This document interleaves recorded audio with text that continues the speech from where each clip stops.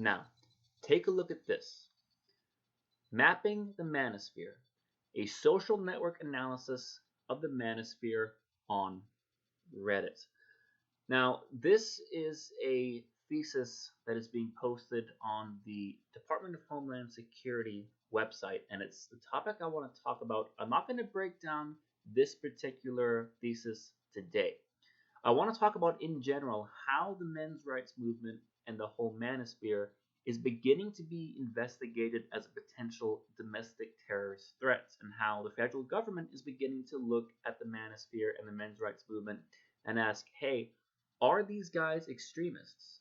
Are these guys possible incel terrorists? And of course, whenever the manosphere or incels was talked about, the men's rights movement surely follows suit. And when I do go into the specific paper, they do in fact talk about the men's rights subreddit. But this is more kind of a quick introduction and kind of a quick overlay. Tell me, if you're in the Department of Homeland Security or you're in the FBI and you're investigating the manosphere, there's a chance that maybe you're assigned to me and to my channel. What video of mine have I ever posted that's hateful in any way, shape, or form? Show me what video have I ever posted that promotes violence or misogyny or hate of any kind. Tell me, what law do you see me propose that's against women's rights or against anybody's rights based on their skin color, their ethnicity, their gender expression, anything? You'll never see it. And I'm someone who's considered a mainstream MRA.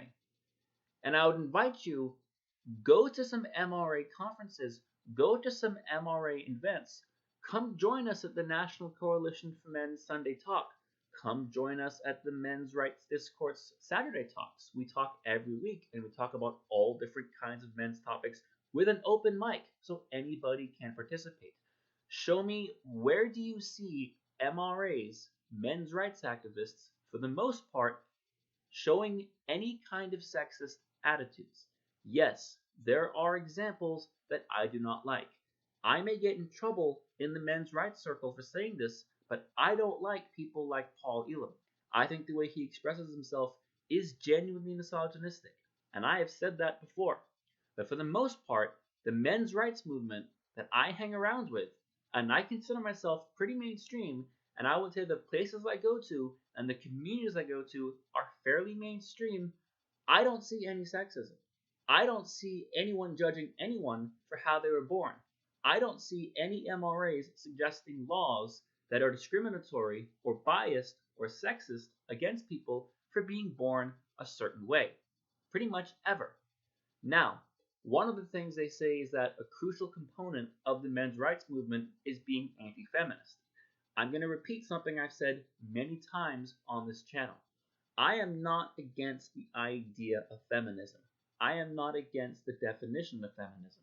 However, I cannot tell you the truth without telling you the people who I find most hostile to MRAs are feminists. Whenever we try and talk about men's issues, like circumcision, like domestic violence, like the homeless gap, like the education gap, like conscription, like unequal pension ages, every single time the number one source of contention and disagreement comes from feminists. And whenever we are campaigning against people who are trying to enact or support laws that discriminate against men, such as the Gendered Domestic Abuse Bill in the UK in 2020, such as a Duluth model, which, okay, isn't exactly a law, but is still a practice in the United States regarding domestic violence, 9 times out of 10, when in Florida we were fighting against permanent alimony and trying to make a more equal, more fair alimony, so 73-year-old men with Alzheimer's weren't forced to go without medical care because they had to pay alimony to a spouse they divorced 30 years ago, our number one opponents are feminists.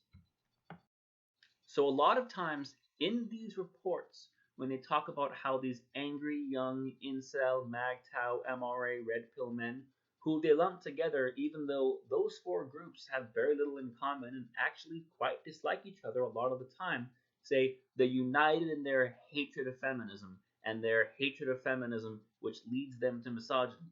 No, the reason why they have a problem with feminism is because they look and they see what these feminist organizations are actually saying and actually doing. And I'm going to say something which I've probably said 20 or 30 times on this channel before. If you're a feminist watching this right now and you think, well, I don't think that way, I'm not against shelters for male victims of domestic violence. I don't think that homeless men should be discriminated against when it comes to housing. I don't think we should ignore boys' education. I believe you. But you need to look at what some of these lobby groups are doing. Look at what some of these major feminist organizations are doing, these more political organizations. Look at what some of these big feminist icons on Twitter and social media are saying. Actually pay attention to some of these feminist academics and look at some of the papers they're putting out. I've published quite a few on my channel. Recently, about a month ago, I posted a link showing a university, a direct link, her actual words, not just like me reading a tabloid, her actual publication, a University of Law professor from the University of Miami saying that women being violence against completely innocent men is justified because it overall balances out patriarchy. She actually said that. That was actually published. I will put a link to that in the description below. And I, in fact, emailed her for comment, and I received no response. So I understand to the average person on the street how feminism comes across to you. You think it's about equality, and that's cool. But when you start looking at what some of the feminist academics and organizations are actually saying and doing, and then some of the real life consequences that we observe happening, and you can go through my channel, search on my channel, feminist or feminism, and I will give you dozens of examples. And when I have a title saying, oh, feminists did this thing, I don't just rant about it. I give links, I give quotes, I give the actual article or study or screenshot of the thing that I'm talking about. So MRAs do not want to be enemies with feminists just because we hate women. We don't actually want to be enemies of feminists at all. But when you have a group of people constantly attacking us, constantly slandering us, and constantly supporting laws that would discriminate against men, what are we supposed to do? So if you're someone that thinks the men's rights movement is hateful or bigoted in any way, start with me. I challenge you. Go through my channel. Go through my videos. Am I 100% perfect? Am I the Dalai Lama? Am I Mother Teresa? No. Do I score a 100% perfect morality rate on my channel? Probably not. But I would be fair when I say that I honestly would never ever say something that's hateful or bigoted and purely against someone just because of the way they were born.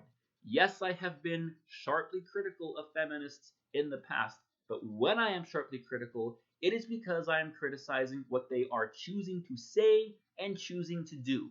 Not just because they're women, not just because I'm an angry young man losing my place in the world, none of that. And if you actually educate yourself, the person that wrote that article about mapping the manosphere, if you did any actual research or any honest research, and the problem may be you're not necessarily doing this in good faith, I'm not going to judge you, I don't know you, but if you actually spent any time talking to MRAs and going to mainstream MRA communities, you would realize that the things that you've said are nonsense. But I'm not going to go into that now. I am going to go into that paper and other papers in the future. This is just kind of a preview and just kind of a message. If you're one of the people that think that MRAs are extreme and hateful, come talk to us. I'll put my email in the description. I'll show you the communities I'm a part of. Come hang out. Come to our free talks. Come to our chats. Come actually see for yourself what we are about. So anyway, I'm Blue Orange 22. Thanks for watching.